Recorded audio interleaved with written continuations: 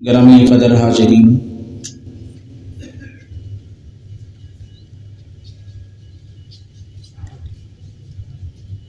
رمضان المبارک کے اعمال میں سے ہی چند اعمال کا تذکرہ آپ حضرات کی خدمت میں عرض کرنا ہے۔ اللہ تبارک و تعالی سے دعا ہے کہ اللہ تعالی مجھے حق اور صحیح کہنے کی توفیق نصیب فرمائے، اس کے بعد ہم سب کو عمل کرنے کی توفیق نصیب فرمائے، آمین ثم آمین۔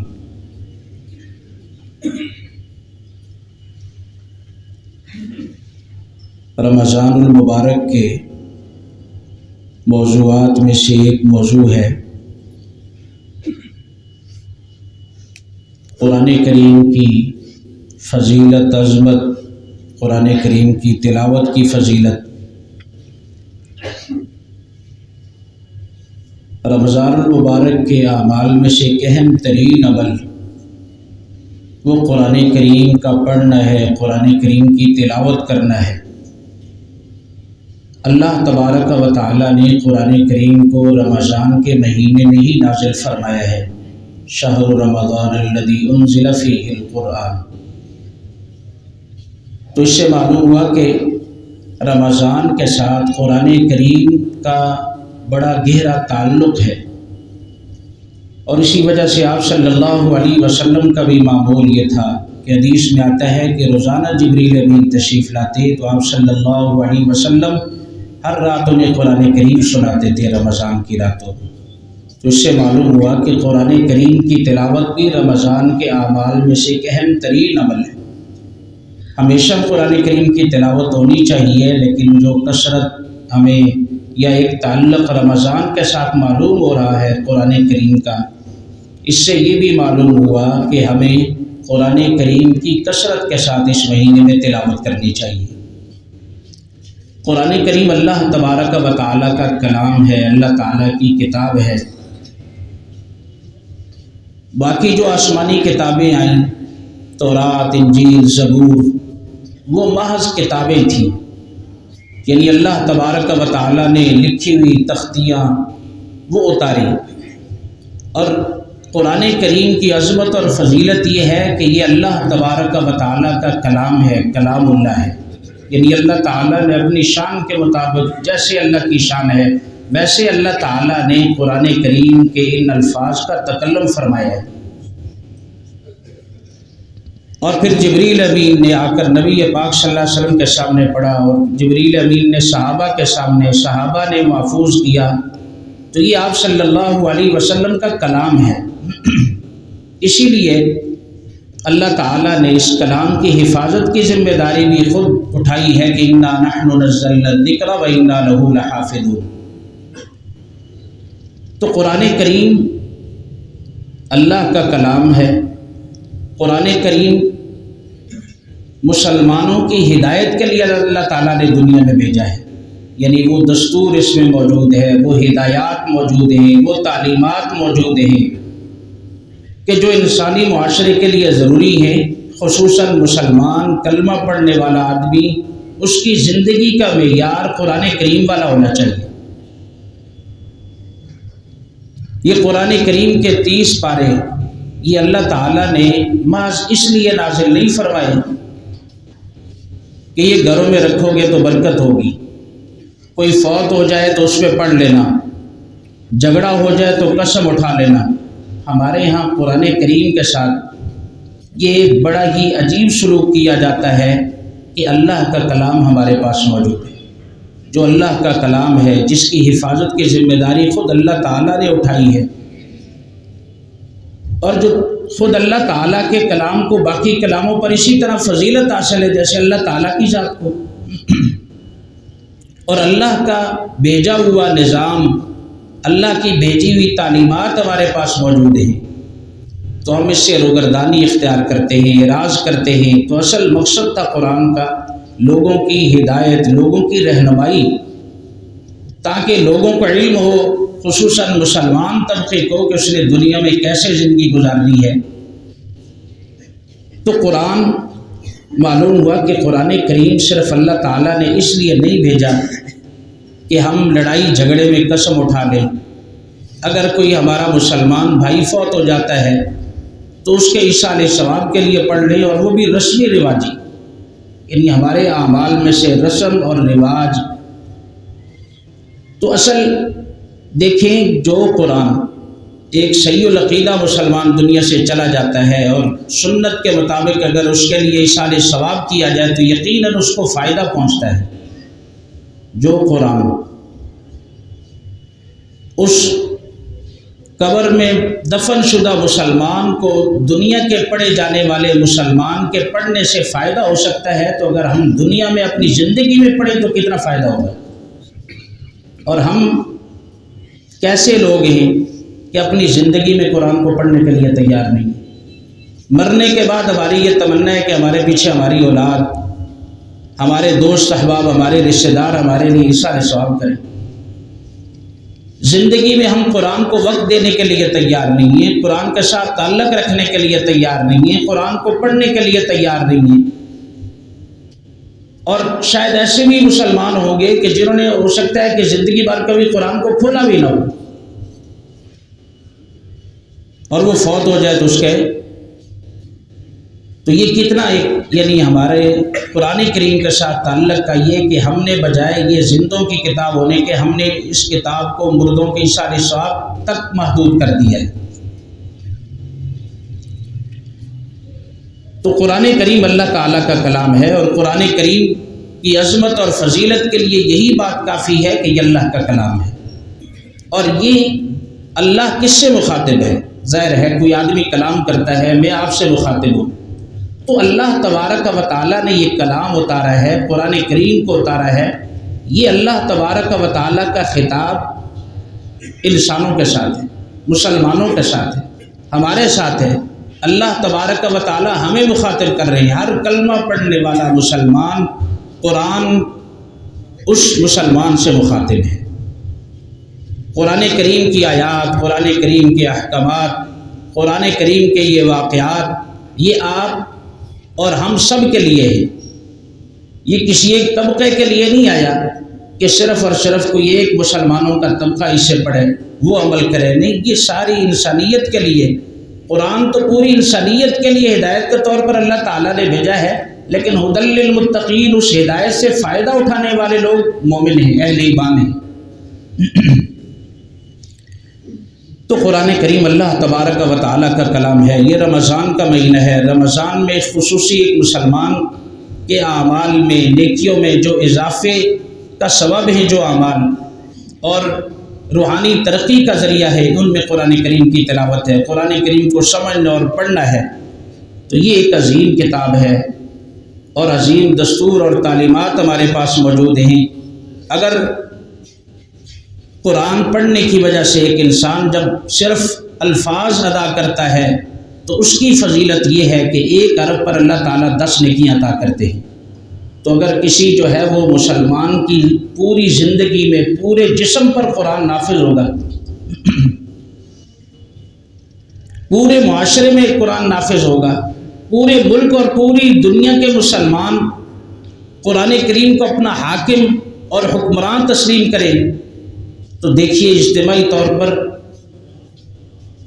کتنا خوشگوار ماحول بنے گا، کتنا اچھا ماحول بنے گا، کیسی فضا بن جائے گی، اور کتنا امن ہوگا، کتنا سکون ہوگا، کتنی راحت محسوس ہوگی کہ ہم قرآن کریم کی تلاوت کر کے اللہ تعالیٰ سے۔ تو جب قرآن کا یہ اجتماعی طور پر یہ نظم بنے تو قرآن کریم کے حقوق میں سے سب سے پہلا حق تو یہ ہے کہ قرآن کریم پر ایمان لایا جائے کہ یہ اللہ تعالیٰ کا کلام ہے، منزل من اللہ ہے، اللہ تعالیٰ کا نازل کردہ ہے۔ اور قرآن کریم ذالک الکتاب لا ریب فیہ، اللہ تعالیٰ نے جو فرما دیا، جو کہہ دیا، وہ سچا اور برحق ہے۔ ہماری سمجھ میں آئے یا نہ آئے، قرآن نے جو کہہ دیا، اللہ تعالیٰ نے جو فرما دیا، ہمارا علم ناقص ہے، ہمارا علم کمزور ہے، اللہ تبارک و تعالیٰ نے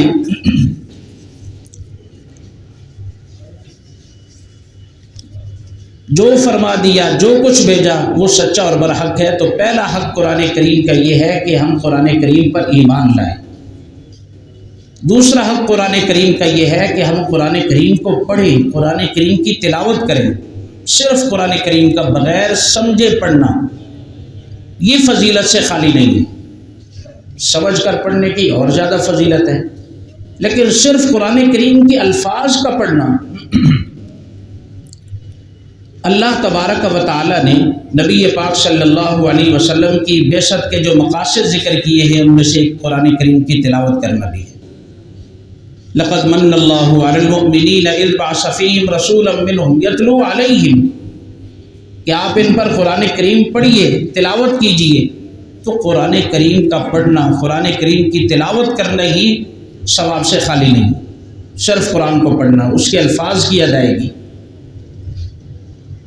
تو حضرت عبداللہ بن مسعود رضی اللہ تعالیٰ عنہ فرماتے ہیں کہ آپ صلی اللہ علیہ وسلم نے فرمایا کہ اللہ تبارک و تعالیٰ قرآن کریم کے ایک ایک حرف پر پڑھنے والے کو 10 نیکیاں عطا کرتے ہیں، اور فرمایا الف لام میم، یہ ایک حرف نہیں، یہ 3 حرف ہیں، اور ہر نیکی پر جب اللہ تبارک و تعالیٰ ایک حرف پڑھنے پر 10 نیکیاں عطا کریں گے تو جو شخص الف لام میم کے تلفظ پر ادا کرتا ہے اس سے 30 نیکیاں ملیں گی۔ تو قرآن کریم کی صرف تلاوت بھی ثواب سے خالی نہیں ہے، فضیلت سے خالی نہیں ہے، اس کو سمجھیں گے ظاہر ہے اس کی فضیلت اور زیادہ بڑھ جائے گی۔ ہمیں معلوم ہوگا کہ اللہ تبارک و تعالیٰ ہم سے کیا فرمانا چاہ رہے ہیں، اللہ تعالیٰ کا ہم سے کیا مطالبہ ہے، کیا تقاضا ہے، ہمارے رب کی رضا کس کام میں ہے، یہ ہمیں تب معلوم ہوگا جب ہم سمجھیں گے قرآن کریم کو۔ تو قرآن کریم کی تلاوت، تو بنیادی بات یہی ہے آج کہ ہم قرآن کریم کی تلاوت کو، صحیح قرآن کریم کا پڑھنا، قرآن کریم کی تلاوت کرنا یہ ثواب کا ذریعہ ہے۔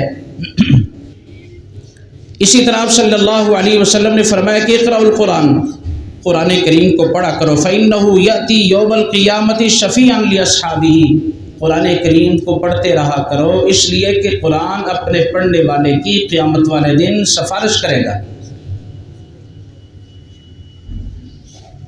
حدیث میں آتا ہے کہ قبر میں بھی بندہ جب ہوتا ہے تو اس وقت بھی اس کے اچھے اعمال سامنے آ جاتے ہیں، اس کو عذاب سے بچا لیا جاتا ہے۔ تو اسی طرح قیامت والے دن بھی قرآن ہماری شفاعت کرے گا، سفارش کرے گا، جب ہم قرآن کریم کو وقت دیں گے، قرآن کریم کی تلاوت کریں گے، قرآن کریم کو پڑھیں گے۔ اسی طرح آپ صلی اللہ علیہ وسلم نے فرمایا کہ لا تجعلوا بیوتکم مقابر، اپنے گھروں کو قبرستان نہ بناؤ، ان میں قرآن کریم کی تلاوت کیا کرو۔ ان الشیطان ینفر من بیت الذی تقرأ فیہ سورۃ بقرہ، کہ شیطان اس گھر سے بھاگ جاتا ہے، نکل جاتا ہے جس گھر میں سورۃ بقرہ کی تلاوت کی جاتی ہے۔ تو معلوم ہوا کہ قرآن کریم جہاں پڑھا جاتا ہے وہاں شیاطین اپنا گھر نہیں بناتے، شیاطین نہیں ٹھہرتے، وہ وہاں سے نکل جاتے ہیں۔ تو قرآن کریم کا پڑھنا اجر، اخروی اجر بھی ہے اور دنیاوی فائدہ بھی ہے۔ اور اسی طرح اللہ تبارک و تعالیٰ نے فرمایا کہ قرآن وَنُنَزِّلُ مِنَ الْقُرْآنِ مَا هُوَ شِفَاءٌ وَرَحْمَةٌ لِّلْمُؤْمِنِينَ، یہ شفا ہے اہل ایمان کے لیے، قرآن کریم رحمت ہے، روحانی اور جسمانی بیماریوں کے لیے شفا ہے۔ روحانی بیماریاں ہیں، قرآن کریم سے بندے کو اللہ تعالیٰ کی توحید کا درس ملتا ہے، اللہ تعالیٰ کی ذات کو پہچاننے کا سبق ملتا ہے۔ قرآن کریم کی وجہ سے بندہ شرک سے بچتا ہے، قرآن کریم کی تعلیمات کی وجہ سے بندے کے اندر اچھے اخلاق پیدا ہوتے ہیں، جو اندرونی روحانی بیماریاں ہوتی ہیں، تکبر، غرور، حسد، بغض، عہدے کی محبت، مال کی محبت، یہ ساری چیزیں دنیا میں فسادات کی جڑ یہی چیزیں ہوتی ہیں۔ مال کی محبت، دنیا کی محبت، مال کی محبت کی وجہ سے لوگ ایک دوسرے کو قتل کرتے ہیں، عہدے کی محبت جس کی وجہ سے بندے کے اندر فرعونیت پیدا ہو جاتی ہے، اپنی طاقت، تو یہ اصلاح ہوتی ہے قرآن کی وجہ سے۔ روحانی بیماریوں سے بھی شفا کا ذریعہ ہے، جسمانی بیماریوں سے بھی شفا کا ذریعہ ہے۔ ظاہر ہے سورۃ فاتحہ کے بارے میں آپ صلی اللہ علیہ وسلم نے فرمایا اس کا ایک نام ہی سورۃ شفا ہے، اگر بیمار پر پڑھی جائے گی تو اللہ تعالیٰ شفا دیں گے۔ آپ صلی اللہ علیہ وسلم معوذتین آخری صورتیں پڑھ کر خود اپنے آپ پر دم فرمایا کرتے تھے۔ تو قرآن روحانی اور جسمانی طور پر شفا ہے۔ ظاہر ہے قرآن جس معاشرے میں ہوگا قرآن کے مطابق جو لوگ زندگی گزاریں گے یقیناً وہ بہت سی بیماریوں سے بچ جائیں گے، روحانی بھی جسمانی بھی۔ آج بہت سی بیماریاں وہ دین سے دوری کی وجہ سے ہیں، بہت سی روحانی بیماریاں، بہت سی جسمانی بیماریاں۔ روحانی بیماریاں دیکھیں، لوگ نفسیاتی مریض بن رہے ہیں اور لوگ پریشان حال ہیں، یہ روحانی بیماریاں سمجھی جاتی ہیں۔ اور ان کی بنیادی وجہ کیا ہوتی ہے؟ یہ جو لوگ نفسیاتی بیمار ہوتے ہیں، پریشان حال ہوتے ہیں، ان کی بنیادی وجہ یہ ہوتی ہے کہ ان کو کسی نہ کسی انسان کی طرف سے کوئی تکلیف پہنچی ہوتی ہے۔ تو جب معاشرے میں سارے لوگ قرآن پر عمل کرنے والے ہوں گے، دین پر عمل کرنے والے ہوں گے، تو کسی کو کوئی دوسرے کو تکلیف کوئی بھی نہیں دے گا، کسی کے پیسے غصب نہیں کرے گا، کسی کو گالی نہیں دے گا، کسی پر ظلم نہیں کرے گا۔ جب معاشرے میں یہ چیزیں ہوں گی تو ظاہر ہے کسی کو کسی سے کوئی دکھ اور تکلیف نہیں ہوگی، کوئی آدمی اپنے معاملات میں پریشان نہیں ہوگا۔ ظاہر ہے ہر شخص، اللہ تعالیٰ نے اگر کسی کو صاحب استطاعت بنایا ہے تو وہ تنگ دست پہ خرچ کرے گا، تنگ دست پریشان نہیں ہوگا۔ تنگ دست کی دعائیں اس کے لیے ہوں گی، اس کے مال میں برکت کے لیے ہوں گی، اس کے کاروبار میں برکت کے لیے ہوں گی۔ اور اگر جو ہے وہ معاشرے میں دین نہیں ہوگا، ہمدردی نہیں ہوگی، خیر خواہی نہیں ہوگی، تو پھر کیا ہوگا کہ جو غریب آدمی ہے وہ امیر آدمی کو بری نگاہ سے دیکھے گا، اس کے بارے میں بد دعا کرے گا، اس کو برا سمجھے گا، نفرتیں ہوں گی، دوری پیدا ہوگی۔ اور جب کہ اسلام نے جو نظام ہمیں دیا ہے زندگی گزارنے کا، اس میں تو محبت ہی محبت ہے۔ ظاہر ہے صاحب استطاعت آدمی غرباء پہ خرچ کرے گا تو وہ ان کی دعائیں لینے والا ہوگا، غریب آدمی اس کے لیے دعائیں کر رہا ہوگا۔ تو یہ معاشرہ کیسے وجود میں آتا ہے؟ یہ قرآنی تعلیمات کی وجہ سے ایسے لوگ، انسانوں کی اصلاح ہوتی ہے، انسانوں کی تربیت ہوتی ہے۔ تو قرآن کریم جب پڑھا جاتا ہے تو اس کا دنیاوی فائدہ یہ ہوتا ہے کہ ایسی جگہوں سے شیاطین جو ہے وہ بھاگ جاتے ہیں، ایسی جگہ کو چھوڑ دیتے ہیں، اور قرآن کریم کی تلاوت کی برکات اس گھر والوں کو گھر میں حاصل ہوتی ہیں۔ تو اس لیے قرآن کریم کی تلاوت کو اخروی طور پر بھی اور دنیاوی طور پر بھی جو ہے وہ فائدے ہی فائدے کا ذریعہ ہے۔ اسی طرح آپ صلی اللہ علیہ وسلم نے فرمایا کہ خیرکم من تعلم القرآن وعلمہ، قرآن سیکھنے اور سکھانے والا شخص یہ سب سے بہترین لوگ ہیں۔ ظاہر ہے جو مسلمان قرآن سکھانے والا ہے اور جو قرآن سیکھنے والا ہے تو یہ اللہ تبارک و تعالیٰ کے ہاں سب سے اچھے لوگ ہیں، بہترین لوگ ہیں۔ تو معلوم ہوا کہ قرآن سیکھنا سکھانے کا عمل اس میں شامل ہونا چاہیے، قرآن سیکھنے کی کوشش کرنی چاہیے۔ بلکہ آپ صلی اللہ علیہ وسلم نے صحابہ کو ترغیب دیتے ہوئے آپ صلی اللہ علیہ وسلم بیت تشریف لائے اور صحابہ کرام تشریف فرماتے اور انہیں فرمایا کہ تم میں سے کوئی شخص اس بات کو پسند کرتا ہے کہ وہ فلاں فلاں بازار میں جائے اور وہاں جا کر وہ بغیر کسی مشقت کے، بغیر کسی گناہ کے، بغیر قطع رحمی کے وہ 2 اونٹنیاں روزانہ لے کر آئے۔ 2 اونٹنیاں، ظاہر ہے اونٹ یہ اس وقت کا بڑا ایک مال کا ذریعہ۔ تو صحابہ کرام نے عرض کیا اللہ کے رسول، ہم میں سے یہ شخص تو ہر آدمی یہ چاہتا ہے کہ وہ صبح صبح جائے اور بازار جائے اور وہاں سے بغیر جو ہے کسی مشقت کے، بغیر گناہ کے، بغیر قطع رحمی کے اس سے 2 اونٹنیاں مل جائیں، تو ہر آدمی اس بات کو پسند کرتا ہے۔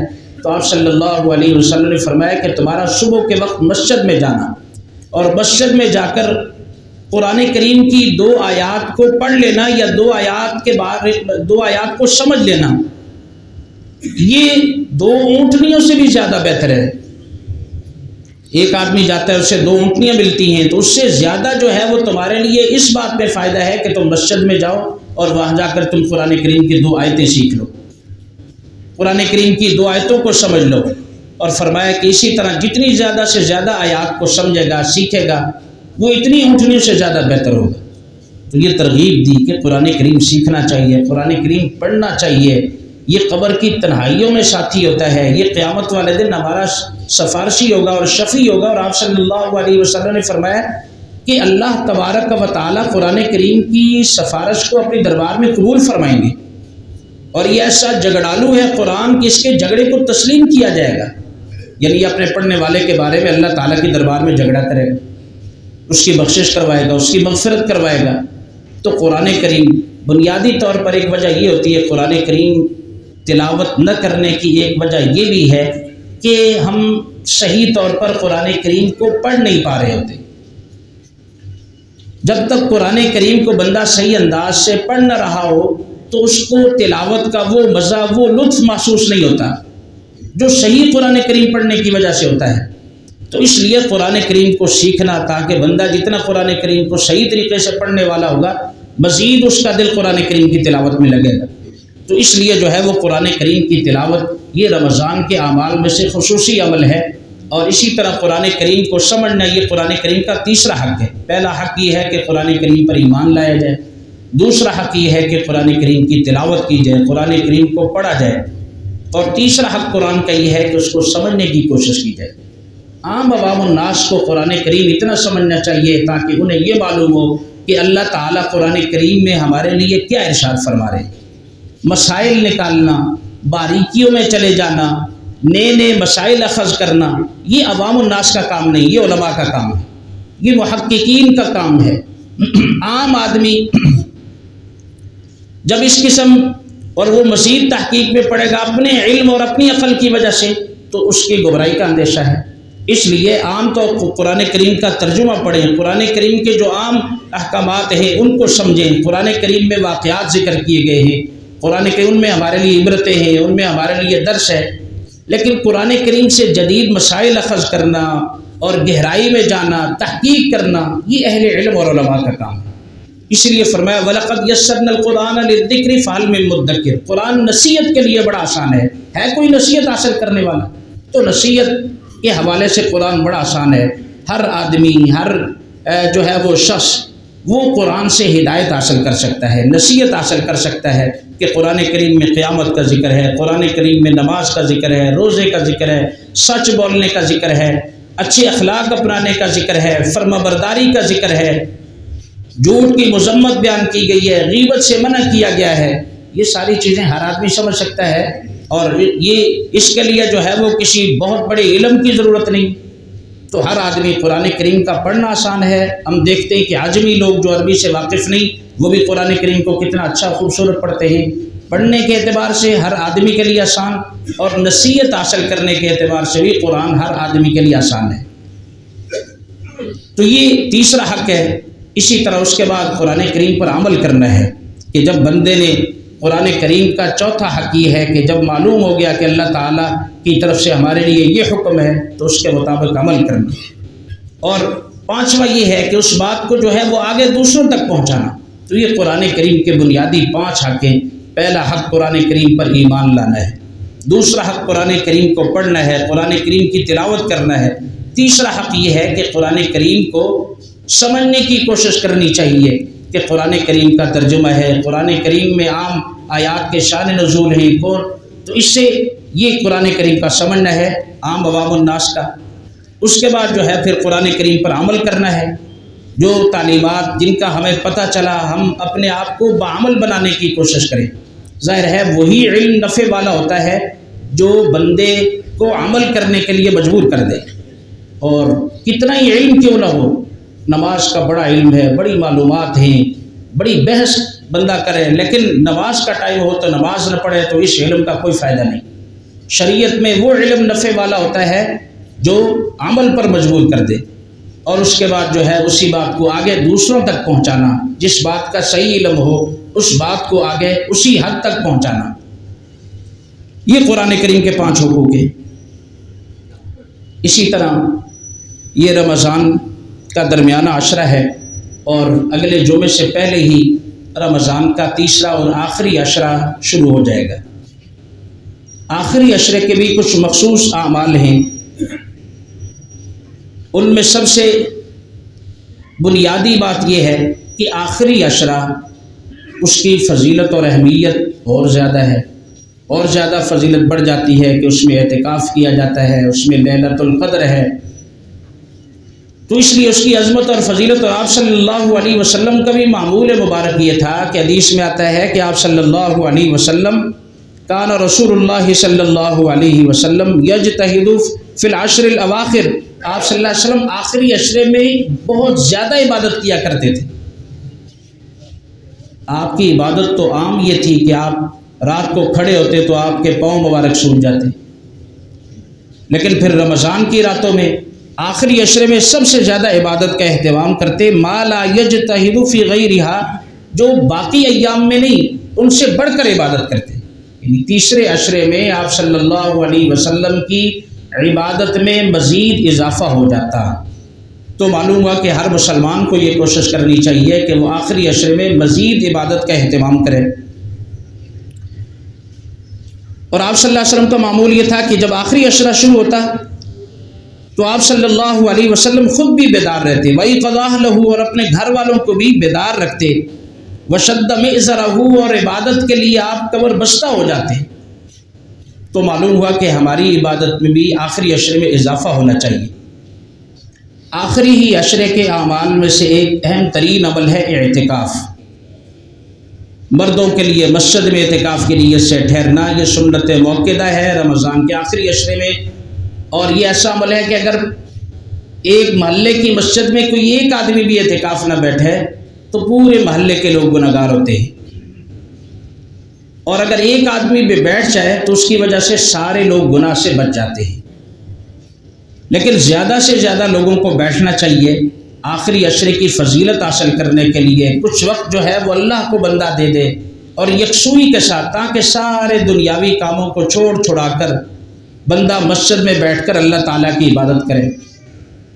نمازوں کا اہتمام، نوافل کا اہتمام، تلاوت کا، دعاؤں کا، ذکر و اذکار کا، یعنی گپ شپ کے لیے نہ بیٹھے، اللہ کی رضا کے لیے بیٹھے، اللہ کو راضی کرنے کے لیے بیٹھے، اور زیادہ سے زیادہ عبادت کا اہتمام کرے۔ ہر ایسے کام سے بچنے کی کوشش کرے کہ جس سے اس کی عبادت ضائع ہو۔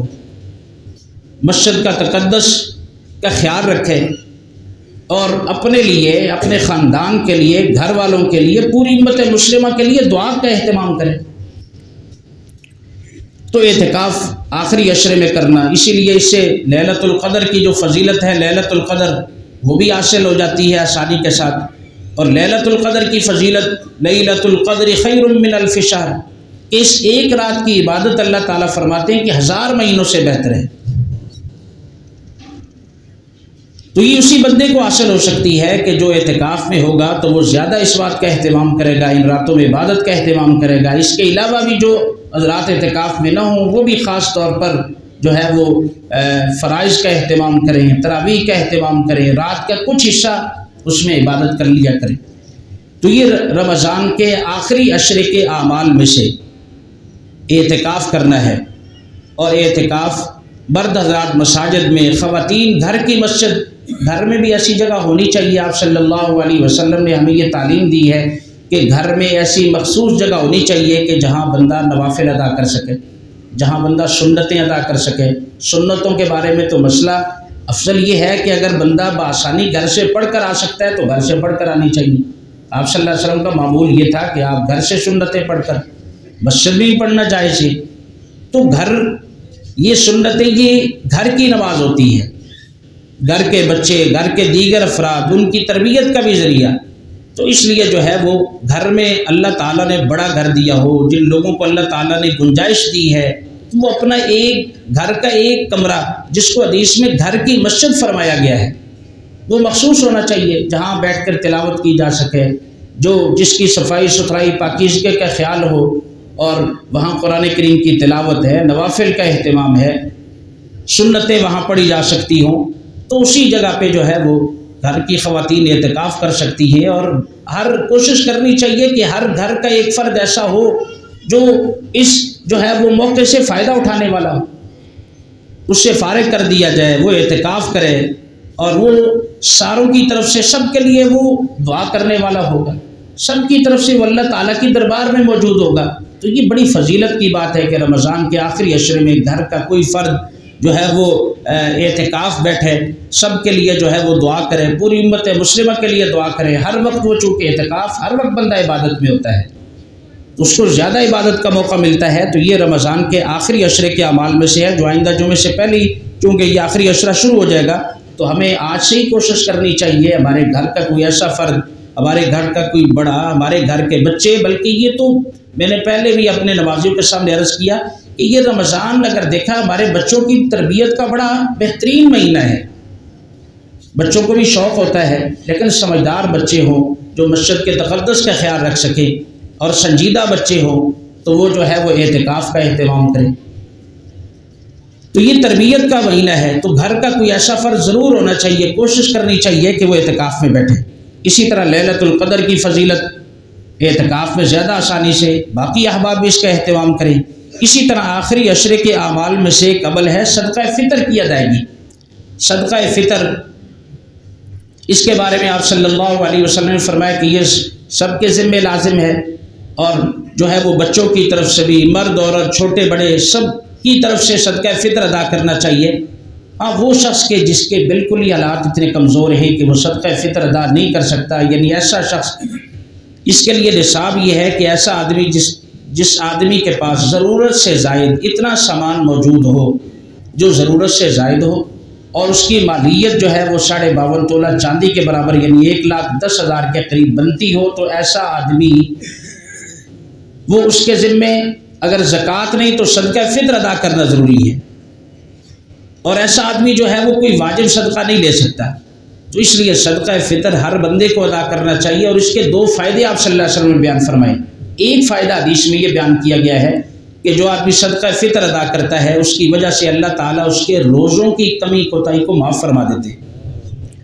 اور دوسرا فائدہ فرمایا کہ اس کی وجہ سے غریب آدمی کی ضرورت پوری ہو جاتی ہے۔ یہ بڑا فائدہ ہے، ہمارے مال سے کسی کی ضرورت پوری ہو جائے، ہمارے مال کی وجہ سے کسی کو ہم خوش کر لیں، کسی کا دل خوش ہو جائے اور اس کے دل سے دعا نکلے۔ فرمایا ایک ہوتا ہے کسی سے دعا کروانا اور ایک ہوتا ہے دعا لینا، اس میں فرق ہے۔ آپ کسی کو کہتے ہیں میرے لیے دعا کریں، لیکن ایک یہ ہے کہ کسی کے دل سے خود بخود ہی آپ کے لیے دعا نکلے، آپ نے کوئی ایسا کسی کے ساتھ ہمدردی کی، خیر خواہی کی، تو آپ نہ بھی کہیں تو اس کے دل سے ایسی دعا نکلے گی۔